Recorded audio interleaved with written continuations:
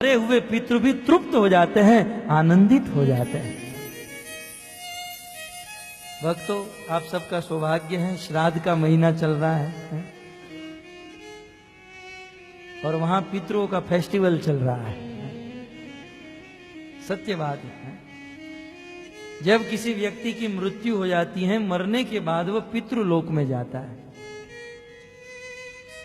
और वहां पितृलोक में हजारों वर्ष तक वे रहता है। और वहां से पितृलोक के बिल्कुल बाजू में यमराज जी का कारखाना है। डायमंड का नहीं है, एम्ब्रॉयडरी का नहीं है, वो धुलाई करने का कारखाना है। बहुत धुलाई होती है। यमराज के दूत इस संसार में जो पाप करते हैं ऐसे लोगों को बहुत पीटते हैं, बहुत मारते हैं। कुछ वर्ष पहले यहां पर वह कथा हुई थी, 2005 या 6 में। यमराज जी के दूत बहुत पीटते हैं यमराज जी का कारखाना और थोड़ा रेस्ट करने के लिए पितृलोक में भेज देते हैं, थोड़ा रेस्ट करके आओ, क्योंकि अब तुम्हारे शरीर में पीटने लायक कोई जगह बची ही नहीं है। इतना पीटते हैं, इतना पीटते हैं, पूरे शरीर में सूजन आ जाती है, खून निकलने लगता है। पितृलोक में रखते हैं और वहां पर हमारे पितृ बहुत भूखे होते हैं। वैसे जीते जी 3 टाइम खाते थे, वहां जाने के बाद और ज्यादा भूख लगती है, लेकिन वहां खिलाने वाला कोई नहीं। वहां यमराज जी के द्वारा ऐसी व्यवस्था है कि साल में एक बार आपको भोजन मिलेगा। साल में एक बार भोजन मिलेगा। कब? जब श्राद्ध का समय आएगा, श्राद्ध पक्ष। श्राद्ध के समय में यदि आपने अपने बच्चों को संस्कार दिया है, यमराज जी कहते हैं, वो पितृ मांगते हैं कि यमराज जी थोड़ा खाना दे दो, भूख लगी पेट में। यमराज जी कहते हैं, नालायक, तुझे मनुष्य क्यों बनाया था? भजन करने के लिए। और आज इस प्रकार से भोजन मांग रहा है। यदि तूने तेरे पुत्र को संस्कार दिया है या इस्कॉन वाला कोई उसको मिल गया है, तो तेरा काम बन सकता है। अब राह देखो, तो साल में एक बार पितरों को चांस मिलता है भोजन करने का। जब श्राद्ध का समय होता है, जिस तिथि में हमारे पितरों की मृत्यु हो गई है, उस तिथि के दिन यदि उनके पुत्र या पौत्र श्राद्ध करते हैं, तो वह श्राद्ध सीधा पितृलोक में पहुंच जाता है और वह पितृ वो भोजन कर लेते हैं। ताली मत बजाओ, श्राद्ध करो। पितृ, ये पितृ पक्ष में जितने भी पितृ ना ऐसे देखते हैं नीचे, कब आएगा।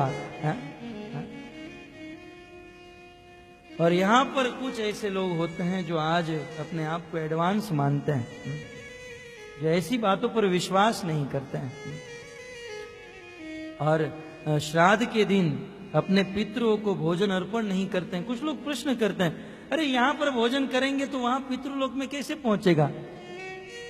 अरे तू यहां बैंक में पैसा डालता है तो क्या अमेरिका के एटीएम से नहीं निकलता है? यहां पैसा डाल दिया तो अमेरिका के एटीएम से निकल जाता है। जब संसार के साधारण मनुष्य की ऐसी व्यवस्था है, तो क्या भगवान की ऐसी व्यवस्था नहीं हो सकती है? यहां पर भोजन दे और पितृलोक में मिल जाए। ये शास्त्र विधि है, गरुड़ पुराण में विस्तार से वर्णन है इसका। कुछ लोग वास्तव में जब श्राद्ध का समय होता है तब कौवों को भोजन कराया जाता है। कुछ लोग कहते हैं कौवों को क्यों? क्योंकि पितृलोक के देवता का नाम है अयरमा, और अयरमा जो देवता है उसका वाहन है कौवा, और वे कौवे को भेजते हैं यहां पर भोजन लेने के लिए, और वह भोजन यहां से लेकर अपने पितरों को प्रदान कर देता है। और जो लोग अपने पितरों का तर्पण नहीं करते हैं, श्राद्ध नहीं करते हैं, उसके पितृ जो है फुर्सत से वहां बैठे बैठे गाली देते हैं, साला जवानी में ही मर जाए, बुखार आ जाए। कुछ लोग कहते हैं ना, हमको पितृ नड़ रहे हैं, इसीलिए नड़ते हैं। यदि हमारे पितृ दुखी है, इस भागवत कथा के अंतर्गत अंतिम श्लोक में यह बात आएगी, सेकंड लास्ट श्लोक हमारी कथा का 9वें दिन आप सुनोगे, देवर्षि भूताप्त नृणाम पितृणाम न किंकरो नायम ऋणी च राजन। इस संसार में हम जीवों के ऊपर अनेकों प्रकार के ऋण है, देवताओं का ऋण, ऋषियों का ऋण, और उनमें से एक है पितरों का ऋण।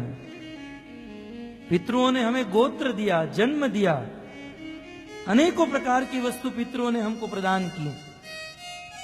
तो ऐसे पितरों को तृप्त करना ये पुत्र का, पौत्र का कर्तव्य होना चाहिए। भगवद गीता के प्रथम अध्याय में तो अर्जुन ने बहुत चिंता प्रकट की है कि यदि मैं युद्ध करूंगा, ये सारे लोग मारे जाएंगे, उनकी माता वर्ण संकर, उनकी माता में अधर्म प्रवेश कर जाएगा, वर्ण संकर प्रजा उत्पन्न होगी, और संस्कार नहीं होने के कारण वह प्रजा अपने पितरों को तर्पण नहीं करेगी, और पितरों को तर्पण नहीं करने के कारण पतंती पितरो यशा लुप्त पिंडो दक क्रिया, उनके पितरों का पतन हो जाएगा। तो भक्तों, श्राद्ध पक्ष के द्वारा ये कोई व्यक्ति अपने पितरों को भोजन दे सकता है, भोजन दे सकता है, ये करना चाहिए। शास्त्र की इन विधि को कभी भी ठुकराना नहीं चाहिए। खास करके भक्त समाज में तो कुछ लोग ऐसी फैशन करते हैं कि भक्तों को ये कुछ करने की जरूरत नहीं। जब हम भक्तों को बताते हैं तो भक्त लोग कहते हैं कि जो व्यक्ति कृष्ण की भक्ति करता है उनको ये सब करने की जरूरत नहीं है। भक्तों, भगवान श्री रामचंद्र ने भी अपने पिता का तर्पण किया, श्री चैतन्य महाप्रभु ने भी किया, वो भी भक्त के रोल में ही आए थे। यह मानते हैं कि भक्तों को अपने पितरों को तर्पण करने की, श्राद्ध करने की जरूरत नहीं, लेकिन किस भक्त को? सर्वात्मनाय शरणम शरणयम, जो भक्त संपूर्ण रूप से भगवान की शरण ग्रहण कर लिया है, जो भक्त 100% भगवान को शरणागत हो चुका है, जो शुद्ध हो चुका है, जो मुक्त बन चुका है, ऐसे भक्त को यह पितरों को तर्पण करने की जरूरत नहीं। क्या हम शुद्ध हैं? क्या हमको भगवान के ऊपर संपूर्ण विश्वास है? क्या हमारे जीवन की ऐसी चेष्टाएं हैं कि हम मुक्त बन गए? नहीं है। अतः हमें भी ये कार्य करना चाहिए। यदि हम नहीं करेंगे तो हमारे पुत्र नहीं करेंगे, वो नहीं करेंगे, उनके पुत्र नहीं करेंगे, और सारी परंपरा नरक में चली जाएगी। इसलिए वर्णाश्रम धर्म की इस विधियों का पालन करना अत्यंत आवश्यक है। साल में एक बार पितृ प्रसन्न होते हैं, लेकिन यदि कोई श्राद्ध करने से क्या होता है? मात्र पितृलोक में रहे हुए पितरों को भोजन मिलता है, परंतु यदि कोई कृष्ण की भक्ति करने लगता है या भागवत कथा का श्रवण करने लगता है, उसके पितृ तो नरक से निकलकर वैकुंठ में चले जाते हैं। वहां नरक में रहने की नौबत ही नहीं पड़ती रहती है। इसलिए श्री सुखदेव गोस्वामी कहते हैं, कुरुद्वह, हे परीक्षित, तुम ये जो काम कर रहे हो, भगवत कथा का श्रवण कर रहे हो, इस भगवत कथा के श्रवण के प्रभाव से अपना आप तो उद्धार कर ही रहे हो, परंतु इसके साथ साथ तुम्हारे जो पितृ हैं, कुरुवंश के जितने भी लोग हैं, सदस्य हैं, ये सब भी परम प्रसन्न हो रहे हैं। इसके प्रमाण श्री सुखदेव गोस्वामी अतः कहते हैं, हे कुरुद्वह, हे कुरुद्वह, गोविंद